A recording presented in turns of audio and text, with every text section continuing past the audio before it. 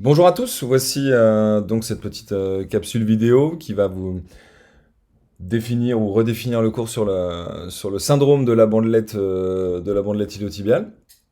Je vais rentrer dans certains détails et on pourra en discuter donc on débriefera ensuite sur un cours, sur un échange en visio comme on a eu l'habitude de faire.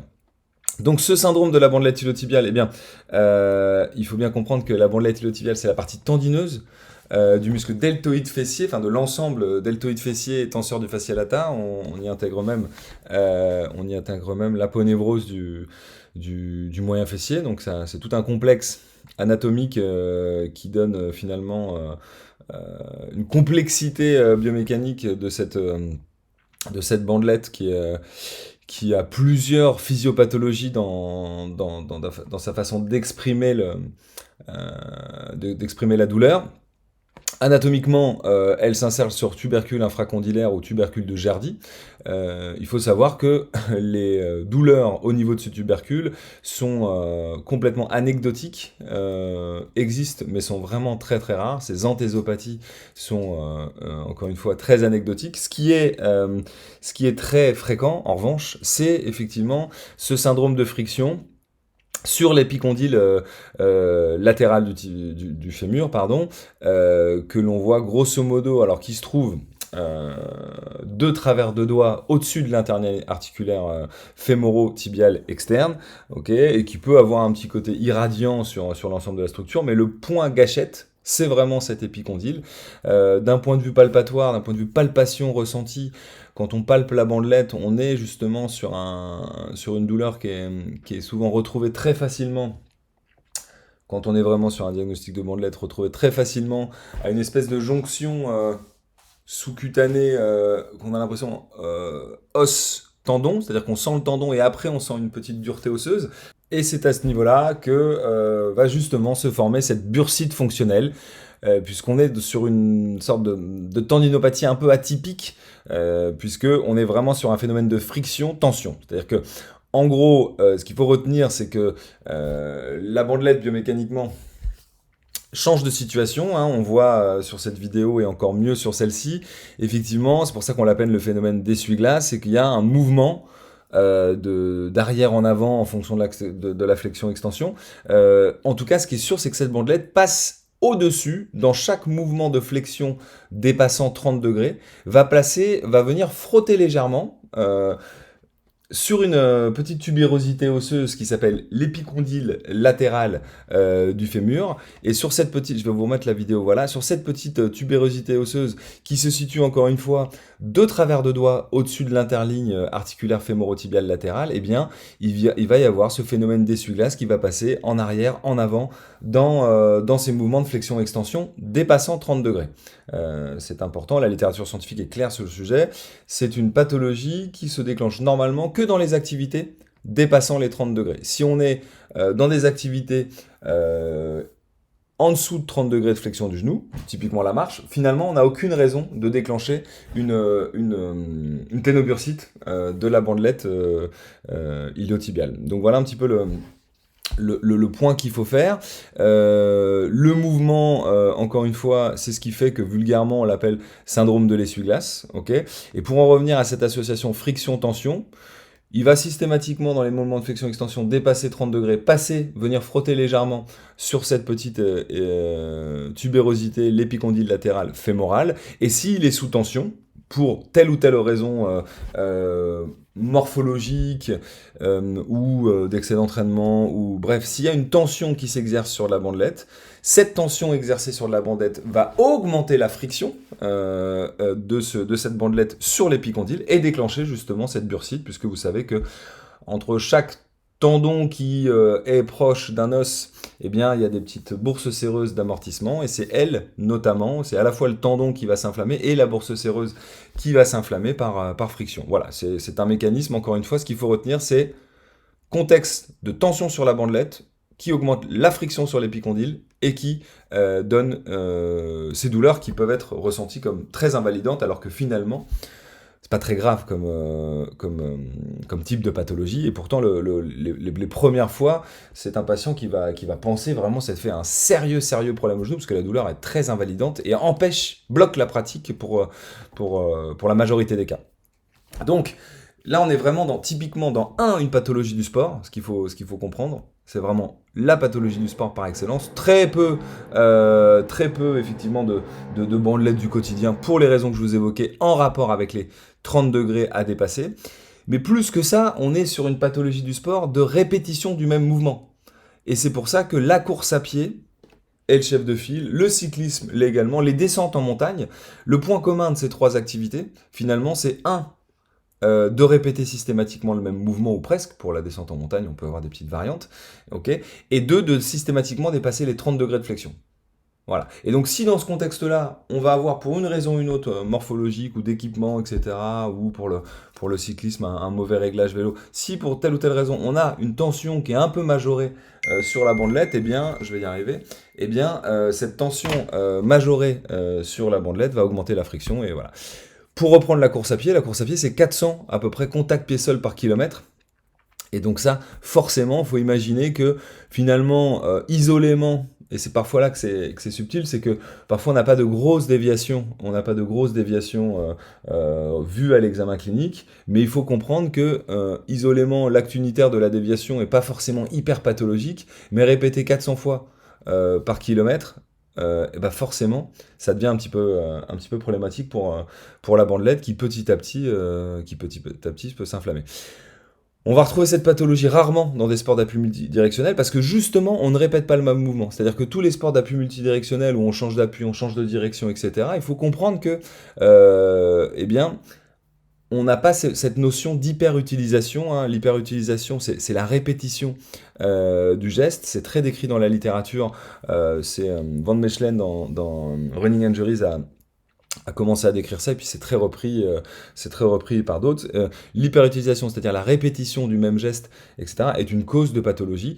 Dans les sports d'appui multidirectionnel, on répète pas le même geste. Donc la bandelette a beaucoup moins de chances de souffrir. Voilà. Et c'est pour ça que vous vous retrouverez régulièrement face à des patients qui vous diront, c'est très bizarre, je peux pas courir plus d'un quart d'heure, je vous l'ai déjà évoqué, je peux pas courir plus d'un quart d'heure, mais je peux faire 2 heures de football entre amis sans avoir aucune douleur. Quand quelqu'un vous dit quelque chose comme ça doit déclencher le diagnostic par l'interrogatoire de la bandelette, en tout cas tout de suite, ça sent un petit peu ça. Évidemment, il faut éviter de systématiser ça, mais c'est très typique de la bandelette iliotibiale. Si on parle un petit peu des actions de la bandelette, c'est des actions un peu, on va dire, anatomiques, en rapport avec son anatomie, on dit qu'il est stabilisateur du bassin, c'est important, parce qu'effectivement, on le néglige trop souvent, mais il faudra avoir un œil sur l'inégalité de longueur. Là, on va pas forcément détailler l'impact de l'inégalité de longueur, mais il faut savoir que du côté long, il faut bien comprendre que du côté long, un peu comme ce que je vous ai déjà expliqué, je crois, sur le moyen fessier, eh bien,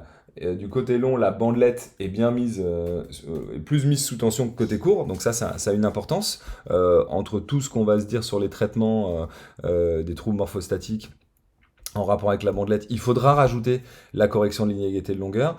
Sauvegarde le valgum physiologique, la bandelette, oui, est quelque part anti-adduction de hanche, et donc a une prédisposition à sauvegarder le valgum physiologique, mais aussi à souffrir d'un éventuel valgum. Et puis contrôle la rotation médiale du tibia. Il faut bien savoir qu'encore une fois, cette bandelette s'insère sur le tibia, sur le tubercule infracondylaire, et que donc son rapport à ce tubercule et une éventuelle rotation médiale excessive du tibia fait quelque chose de prédisposant à sa mise en tension.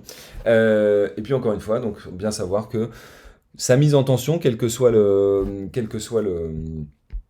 la situation, eh bien, va augmenter effectivement la friction sur la face latérale du condyle fémoral, notamment sur l'épicondyle, qui est la petite tuberosité que j'ai déjà évoquée. Il faut rajouter à ça un rôle de haubans externe, c'est-à-dire qu'il faut bien comprendre que la bandelette iliotibiale, c'est un ligament actif du ligament latéral externe, qui finalement a une sorte de lutte contre le varum, okay, et résultat, ça fait de cette structure anatomique, essentiellement tendineuse, musculo-tendineuse, quelque chose qui a plein de physiopathologies possibles, parce que dans le plan frontal, elle lutte contre le varum, Et finalement, dans le plan transversal notamment, etc., elle va lutter contre la rotation médiale du tibia notamment. Donc forcément, ça veut dire qu'on va avoir cette bandelette sur finalement presque toutes les sortes de morphotypes.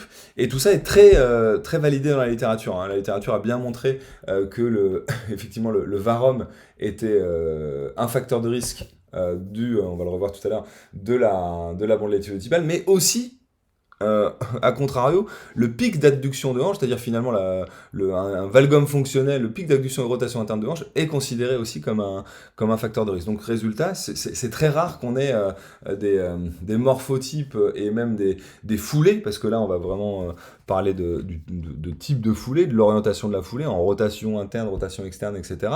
Qu'on ait des types de foulées extrêmement opposés pouvant déclencher la même pathologie. Et c'est ça qui est aussi un des côtés typiques de cette bandelette iliotibiale, c'est-à-dire que si je prends par opposition au syndrome fémoro-patellaire, on va toujours être à la recherche du trouble qui occasionne, on va dire, de la rotation interne fémorale, du valgum fonctionnel, etc., etc. Syndrome de la bandelette, ça peut être tout, et c'est pour ça qu'il faut être très attentif à l'examen clinique, bien sûr, à toutes les étapes de l'examen clinique, bien sûr, statique et dynamique, et il faut être attentif aussi à l'interrogatoire, parce que ça peut donner des renseignements précieux sur la cause de tout ça.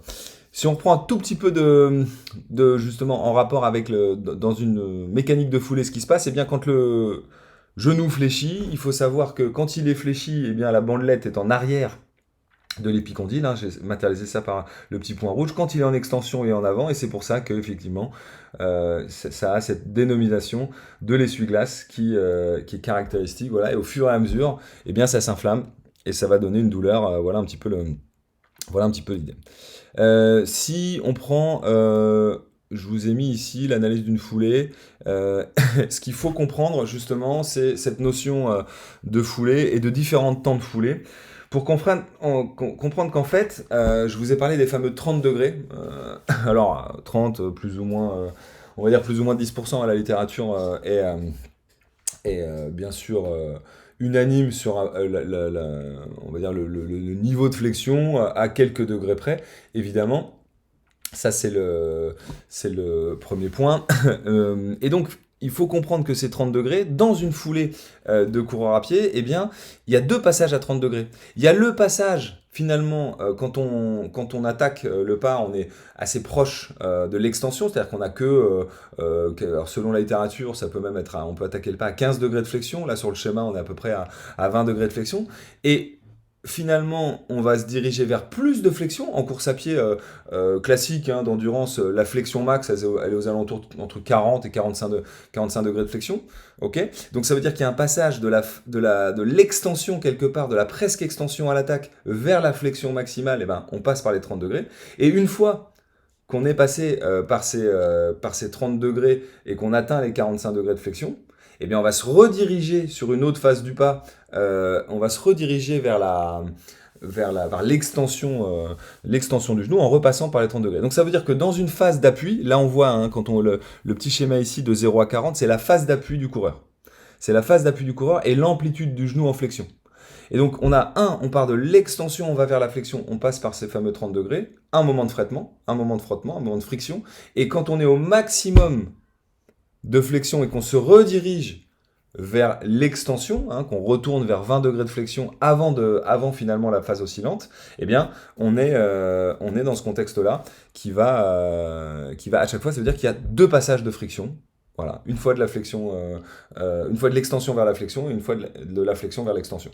Si je reviendrai sur ce type de schéma, voilà, si c'est pas très clair, je l'ai imagé là-dessus. Et donc là, on va voir justement sur cette situation que à l'attaque du pas, on va la remettre. Hop, je vous la remets. Hop, voilà. À l'attaque du pas, il faut se dire grosso modo qu'on attaque avec une flexion du genou qui est entre 10 à 20 degrés de flexion du genou. C'est-à-dire qu'on n'est pas complètement en extension, on est proche de l'extension, encore une fois, et puis il faudra essayer de raisonner en se disant, allez, je suis à l'extension, on est proche de l'extension à 10 degrés, ok ? On va effectivement de plus en plus fléchir le genou pour aller jusqu'à 45 degrés en passant une première fois par les 30. Voilà, là, premier passage aux 30, il y a la bandelette qui passe d'avant en arrière de l'épicondyle et qui va une première fois frotter sur l'épicondyle latéral fémoral. Okay, premier passage de friction. Ensuite, dans la foulée et dans l'appui, eh bien, le genou va continuer à fléchir. C'est-à-dire que si je me remets à ce niveau-là, hop, je suis quasiment en tout début plantigrade.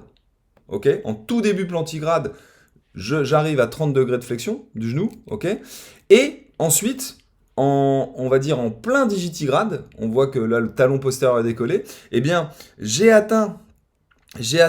suis passé par 45 degrés et je vais repasser par les 30 degrés où ma bandelette va repasser d'arrière en avant. C'est ce qu'on appelle donc le deuxième passage de friction. C'est-à-dire que là, à ce moment-là, voilà, j'atteins le deuxième passage de friction. Je suis de nouveau à 30 degrés, mais cette fois-ci, je me dirige du maximum de flexion vers l'extension. Et c'est le deuxième passage de friction sur l'épicondyle. Donc ça veut dire que dans une foulée, la bandelette elle passe une fois d'avant en arrière et une autre fois d'avant en arrière dans une phase d'appui d'une foulée. Et on verra pourquoi c'est important ensuite, parce que justement, ça détermine un petit peu la prise en charge pour finalement, la grande clé, ça va être d'agir au moment que votre orthèse, ça c'est déjà une piste qu'il faut comprendre, il faut que votre orthèse soit en accord avec ces deux passages de friction. Il y en a un en début de phase d'appui, ou presque, et il y en a une autre en fin de phase d'appui, ou presque, et c'est ça qu'il va falloir bien comprendre dans ces deux passages de friction. Alors, en clinique, bon, le descriptif classique du patient, c'est évidemment une douleur externe du genou, qui est déclenchée dans la course, majorée dans la course en descente, ça c'est clair, hein, quelqu'un parfois qui est on va dire, qui est en début de déclenchement de bandelette, c'est-à-dire qui n'est pas encore rentré dans une chronicité, eh bien, il va vous décrire qu'il sent un petit truc quand il est sur terrain plat, d'un coup il prend une descente, et là, ça augmente. Voilà, ça c'est voilà. Et ça va devenir très vite invalidant. Si on doit donner quelques clichés cliniques de descriptifs de pathologie de la bandelette, je pense que le premier, c'est vraiment de se mettre dans un cliché où ça apparaît, c'est apparu quand ça intervient, c'est des coureurs qui sont assez expérimentés. Bah, ça apparaît d'un coup parce que souvent, et ça c'est vraiment, je l'ai déjà évoqué, mais important de le savoir et de l'entendre, que ça apparaît en contexte d'augmentation trop importante de l'activité. C'est quelqu'un qui préparait un SMI, qui prépare un marathon, c'était son premier, il a augmenté son volume d'entraînement, il a même rajouté un petit peu de travail spécifique, type fractionné, etc., etc. Et là, la bandelette est arrivée. Alors ça peut arriver, soit le truc est rageant, ça arrive souvent en fin de prépa, quand vraiment on se dit, on fait quelques petites erreurs, on se dit il faut que je fasse un peu plus, il faut que je fasse une plus grosse sortie encore pour me rassurer pour l'échéance du marathon qui approche, on fait la plus grosse sortie et on se déclenche une douleur. Ou alors, encore plus rageant, ça se déclenche au 35e d'un marathon, et c'est presque là que c'est le plus embêtant, parce que une douleur qui se déclenche au 35e kilomètre d'un marathon, l'attitude classique de ces personnes qui font pour la première fois un marathon, qui se sont préparées, qui relèvent un défi ce jour-là, qui sont pleins d'émotions, etc., c'est de dire je vais pas lâcher, je suis un guerrier et je vais aller au bout. Ce qui est légitime en soi, ce qui est louable. Le problème, c'est que là, en faisant ça, ça veut dire qu'il va courir à peu près 7 km sur une bandelette qui s'inflamme, et là, ça veut dire qu'il va forcément... Il y a de grandes chances qu'ensuite ça devienne un truc chronique et qu'il mette du temps à s'en débarrasser s'il tombe pas sur le bon professionnel de santé. Donc ça, c'est le cas classique. Alors je vous raconte même pas si ça intervient en 25e. Voilà, la capacité des gens à serrer les dents dans ce contexte-là, elle est incroyable. Et le problème, c'est qu'après, voilà, c'est compliqué. Et là, on a vraiment un schéma où, bon, en plus c'est un marathon ou un SMI, donc la personne, elle est au bout de ses limites. On a un schéma où en général, il va avoir une douleur au quotidien, majorée dans les escaliers notamment, qui va durer 3-4 jours en fonction de... finalement qui est presque proportionnel au nombre de kilomètres qu'il a, sur lequel il a forcé. Il va y avoir des journées douloureuses. Parce qu'autrement, dans un schéma chronique, si vous voulez, quand la bandelette elle est installée, là il y a un espèce de...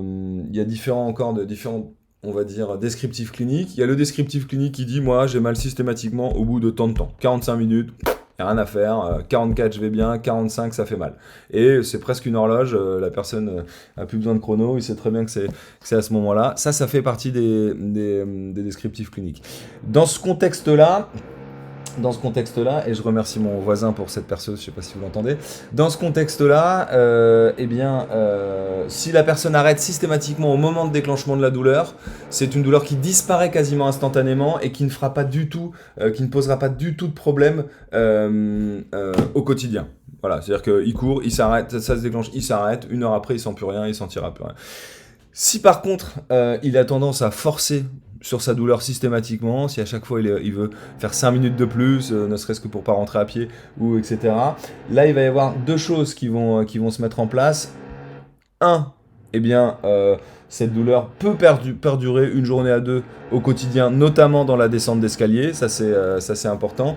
Et le deuxième point, c'est que son périmètre on va dire, de course sans douleur, et ben, il va de plus en plus se réduire. C'est-à-dire que si il est au départ à 45 minutes, bah, à chaque fois qu'il va forcer quelque part, il va perdre un peu de son périmètre, il va passer à 40, et puis ça va se déclencher de plus en plus tôt. Et c'est pour ça que vous avez des gens qui peuvent débarquer chez vous en disant « je peux plus courir plus d'1 quart d'heure ». Ces gens-là, en général, ça veut dire qu'ils sont vraiment allés au bout du truc, ils ont eu une attitude négligente un petit peu sur ces symptômes. À chaque fois, ils ont essayé de forcer, et résultat, le périmètre de course se réduit de plus en plus. Donc, voilà.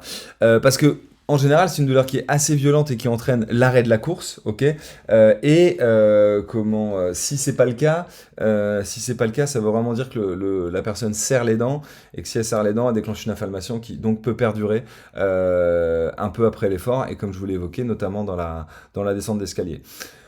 En termes d'appréciation physique du genou, on est en général sur un genou sec. Il n'y a pas de gonflement associé à cette bandelette iliotibiale, pas à ma connaissance, et évidemment on n'a aucune autre pathologie associée à ce problème-là.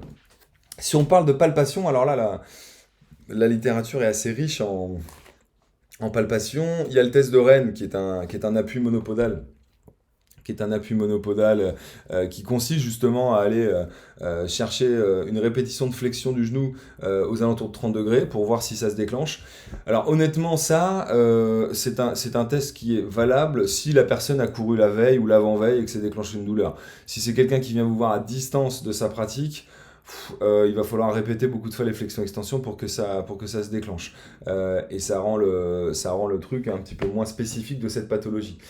Enfin, il y a le test de Noble. Alors là, on est dans un contexte complètement différent où justement, on est sur quelque chose qui, on va organiser une flexion-extension passive du genou, c'est-à-dire que c'est l'opérateur, c'est l'examinateur qui fait cette flexion-extension, et on va effectivement, de travers de doigts, on va repérer la bandelette, la zone de friction de la bandelette, de travers de doigts au-dessus de la terminaison articulaire, ok, et on va avoir en général et on va exercer une pression à cet endroit-là, et au passage de la bandelette, il va y avoir une douleur qui peut apparaître. Ok, là, justement, sur cette vidéo, on vous montre comment repérer. Ok, là, ici, on est sur le point gâchette, de travers de doigts au-dessus de l'interligne.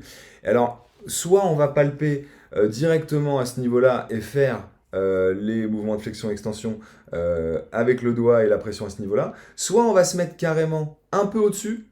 Ok, on va se mettre carrément un peu au-dessus pour que la bandelette, finalement, on ne touche pas directement à ce niveau-là. Là, on voit le trajet de la bandelette qui est là. Et on va se mettre un peu au-dessus pour lui appliquer une pression sur la bandelette, mais pas forcément sur la zone de friction, pour que ça vienne frotter naturellement sur la zone de friction et que ça déclenche la douleur. Voilà, c'est 2 façons d'explorer Noble. Voilà, c'est un peu ça l'idée. Et on va comme ça pouvoir aller dans des degrés de flexion-extension de 30 degrés et favoriser justement l'apparition de la douleur.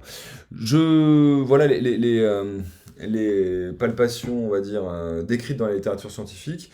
Moi, il y a 2 autres palpations que je vais vous évoquer sans vous montrer. Il y a déjà la palpation directe de la zone, savoir repérer une bandelette, les yeux fermés, c'est en général une structure qui est assez tendue, et on va cheminer jusqu'à cette jonction os-tendon, alors avec comme repère toujours d'être de travers de doigts au-dessus de l'interligne, et on peut exercer un petit poncing transversal comme sur toutes les structures tendineuses qu'on a l'habitude de rencontrer, et déclencher une douleur. Si jamais effectivement la pathologie est celle-là, en général c'est assez imparable, c'est douloureux, etc., etc.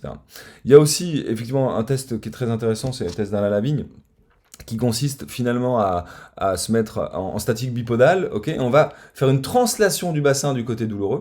Ça va signifier qu'en fait, ça va tendre l'ensemble de la bandelette et on va rajouter la pression que je viens de vous évoquer de travers de doigt au-dessus de l'interligne. Okay, donc on est dans la mise en tension finalement, on rejoint un peu les points de la triade symptomatique, on est dans la mise en tension de la structure, d'une part, et ensuite dans la palpation directe avec ce type de localisation très précise. Encore une fois, d'un point de vue palpation, on est sur une espèce de jonction, je sens un tendon, et hop, je sens un petit peu un relief osseux. Ça, c'est très important. Si on doit explorer tous les diagnostics différentiels de cette pathologie, bon bah, tout ce qu'on a en externe, hein, on a l'ensemble des composants du compartiment fémoro-tibial latéral, voilà, c'est-à-dire le ménisque, le cartilage qui peut faire mal. On a également les ligaments avoisinants, à savoir notamment le LLE. On a aussi deux types de pathologies, et je pense que dans le sport, c'est les deux, dans la course à pied, c'est vraiment les deux qu'il faut explorer systématiquement. Quand vous aurez quelqu'un qui vous décrira une douleur latérale du genou à tendance antérieure, eh bien, il faudra forcément vérifier le syndrome fémoro-patellaire. Okay, parce que, encore une fois, pathologie la plus fréquente de la course à pied, donc c'est important. Et une pathologie sous-estimée en course à pied, l'autre c'est la tendinopathie du biceps fémoral, et notamment sur son insertion sur la tête de la fibula. Et là, c'est plutôt un descriptif, on le met en diagnostic différentiel, c'est plutôt un descriptif de douleur latérale un peu postériorisée. Voilà. J'ai mal sur le côté mais un peu en avant. Faut que je mette le diagnostic différentiel de la rotule, qui d'ailleurs peut être une pathologie associée, ok. Et j'ai mal plutôt latéralement mais un peu en postérieur. Il faut que j'aille vérifier évidemment cette tendinopathie du biceps fémoral. Les autres diagnostics différentiels évoqués sur ce slide sont plus anecdotiques. Et on pourra en parler, mais beaucoup moins fréquent. Vraiment, ce qu'il faut vérifier, c'est ce que je vous ai dit auparavant. On parle de physiopathologie. Alors, on a le cas du génuvarum structural. Encore une fois, ça, c'est quelque chose de défini dans la littérature comme facteur de risque. Ça, il n'y a pas de problème. Il faut savoir, encore une fois, que là, on est dans la notion de ligament actif s'opposant à la poussée en varum du genou. Okay, ça, c'est le premier point.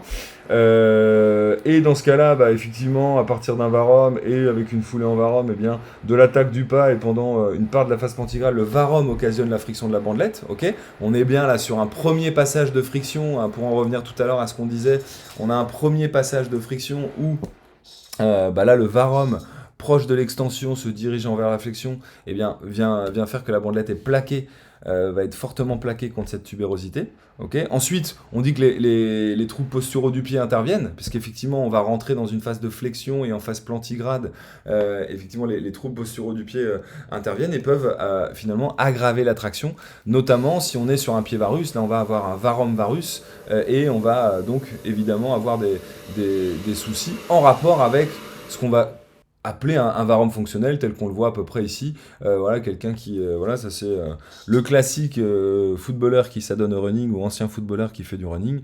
Il court un peu comme ça avec cette petite notion en varum et il a, que ce soit varum pied d'aplomb ou varum varus, eh bien il a ce petit varum fonctionnel qui va occasionner effectivement la douleur. Donc, cas d'un génuvarum structural avec un pied varus, ok, c'est un des cas, il faut considérer encore une fois que là, la grosse friction, eh bien, elle est notamment au premier passage. Au premier passage, là, le varum s'exprime nettement, ça c'est important. Dans ce cas, il n'y a pas de loup, on a un varum, un varus ou même un pied neutre, forcément, la prise en charge dans ce cas-là, elle va être très simple, on va lutter contre le varum et sa version fonctionnelle par une orthèse d'éversion, de valgisation, effectivement. Et il faut bien comprendre que dans ce cas-là, il faudra vraiment comprendre que oui, toutes les phases du pas sont importantes, mais il faut absolument être notable et que ce soit clair et net à l'attaque du pas.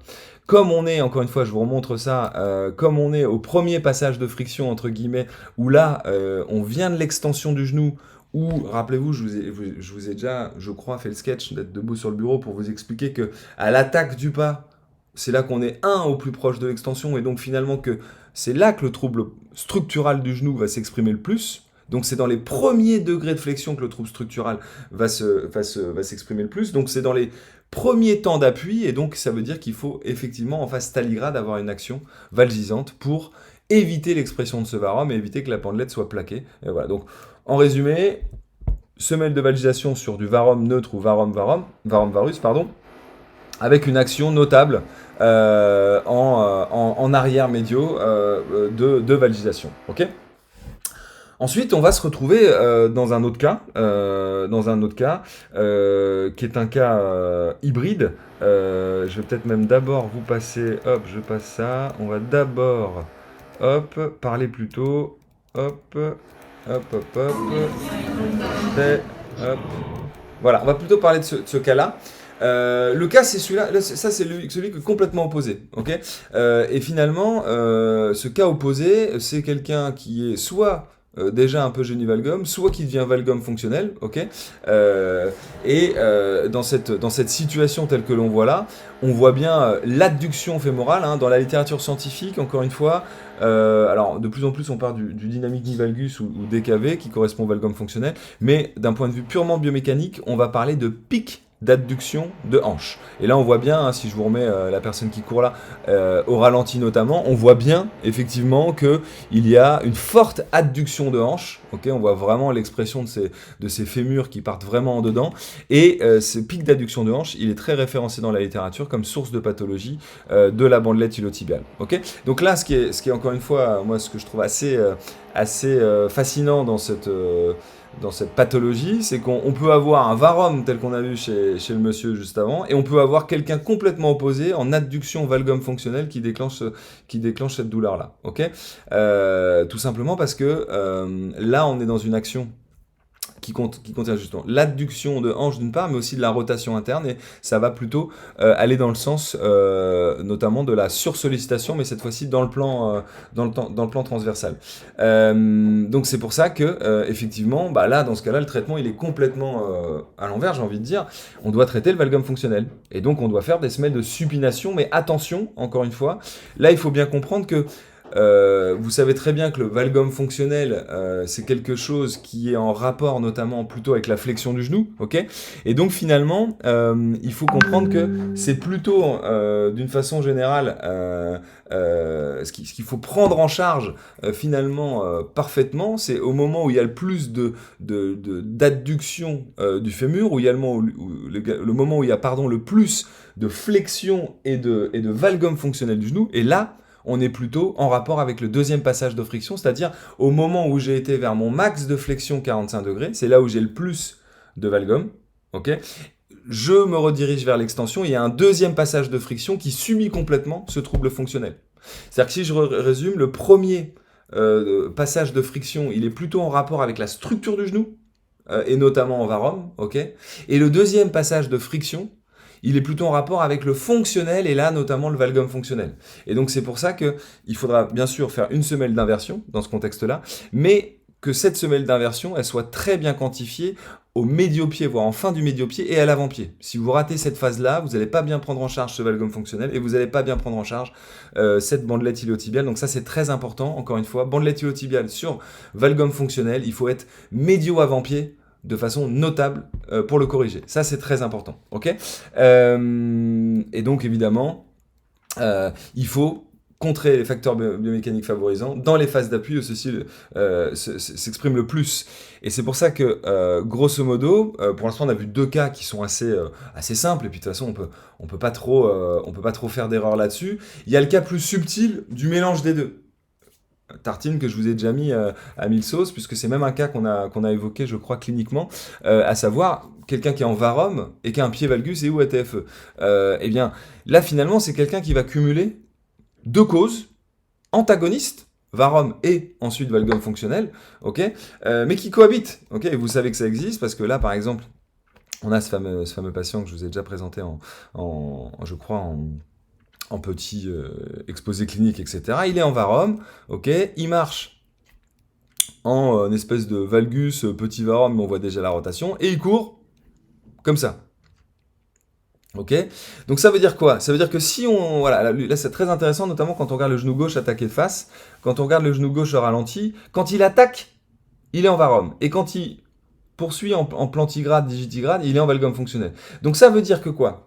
Ça veut dire que pour ces deux passages à 30 degrés, il y a le premier passage, quelque part, il vient du varum, l'impact fonctionnel ne s'est pas encore exprimé, et donc c'est finalement au premier passage, eh ben, il faut traiter le varum, avec une action valgisante, ok, à l'attaque du pas. Et au deuxième passage, on sait qu'il est valgum fonctionnel, il revient de son maximum de flexion, donc il revient de son maximum de valgum fonctionnel, et donc c'est là qu'il faut prendre en charge le valgum fonctionnel. Donc là, en fait, en gros, cette courbe des deux passages de friction, ça a une tendance à complètement légitimer finalement l'orthèse à double action, ok, c'est-à-dire prise en charge du varum à l'attaque du pas par de la valgisation, et prise en charge du pied valgus et du valgum fonctionnel et de la rotation interne en plantigrade et digitigrade.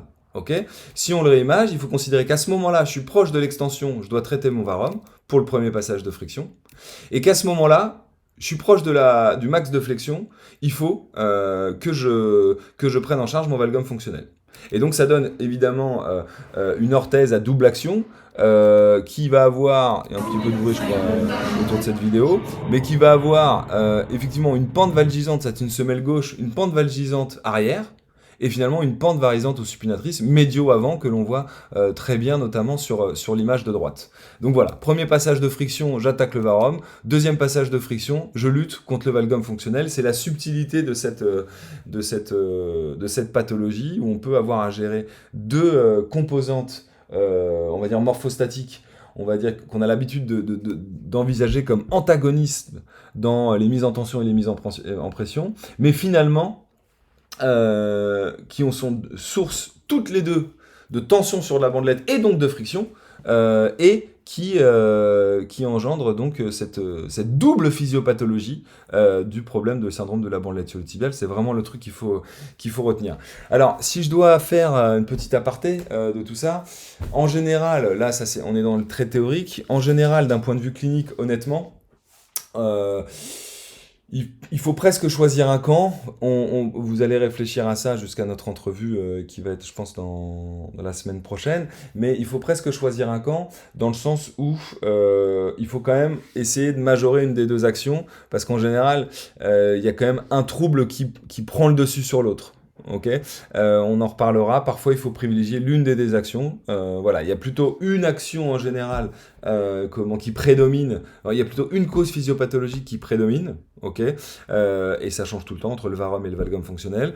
Et l'autre qu'il est nécessaire de prendre en charge pour ne pas finalement régler un problème et en aggraver un autre et finalement se retrouver avec le même contexte de douleur. Voilà, à réfléchir, on en discute très prochainement. C'est une pathologie qui n'est pas complètement facile à appréhender. Alors, on n'est pas tout seul à jouer un rôle sur cette bandelette, hein. Il y a d'autres traitements que je peux aborder vite fait. Évidemment, il y a la prise antalgique, il y a parfois des infiltrations de corticoïdes pour calmer l'inflammation. Alors moi, je les conseille rarement parce que ça fausse un peu l'interprétation du traitement par orthèse plantaire. Il y a parfois, parce qu'il y a parfois des causes anatomiques un peu différentes, parfois il y a des gros épicondyles, il y a des gens qui ont des tuberosités un peu plus importantes, et donc ça peut parfois être la physiopathologie, c'est-à-dire quand vous ramez sur un truc, il faut peut-être essayer de se renseigner là-dessus, et il y a la chirurgie de l'épicondyle parfois qui peut être conditionnée. Ça passe toujours dans le traitement de toute façon quand même par une mise au repos. Parfois le simple, quand justement après un marathon, quelqu'un qui se repose bien et qui reprend tout doucement, c'est une pathologie qui peut régulièrement s'estomper si on fait gaffe à sa reprise d'entraînement très progressive, hein. Je crois que je vous ai déjà beaucoup évoqué la notion d'être progressif dans l'entraînement du coureur à pied. Il y a évidemment de la kinésithérapie, hein, ça c'est très documenté, comment il y a les ultrasons, les étirements, il y a pas mal de... Il y a pas mal de procédés à but antalgique qui ont lieu, la cryothérapie, effectivement, glacer, ça fait partie des choses qui sont intéressantes. Bref, il y a tout un package à mettre en place, évidemment. En ce qui concerne la chirurgie, parfois on attaque aussi un petit peu la bandelette, où on va essayer justement de faire une sorte de petite section transversale de certaines fibres pour la libérer un petit peu. Il y a également... différentes techniques chirurgicales, on ne va pas rentrer dans les détails, mais c'est pas ce qui nous intéresse. Mais voilà, il faut savoir que le traitement podologique, à mon sens, évidemment, oui, je suis podologue, donc, mais quand même le nerf de la guerre, parce que s'il y a un vrai facteur de risque détecté, je dis pas qu'il faut mettre des semelles à tous les coureurs, mais s'il y a un vrai facteur de risque détecté sur un coureur à pied qui a une bandelette iliotibiale, ne pas le corriger par orthèse plantaire, c'est s'assurer que il va porter ça toute sa carrière de coureur, toute sa petite carrière de coureur, il va être embêté avec ça.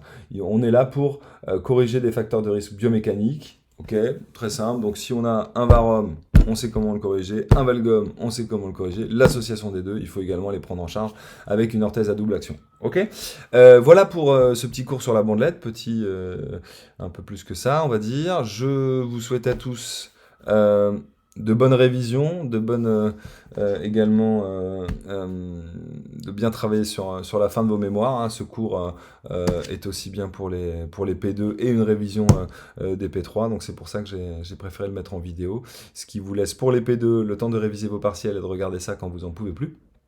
Et pour les P3, d'avoir ces notions-là, puisqu'il y a une petite évaluation de la formation clinique dont je vous parlerai ce jeudi notamment.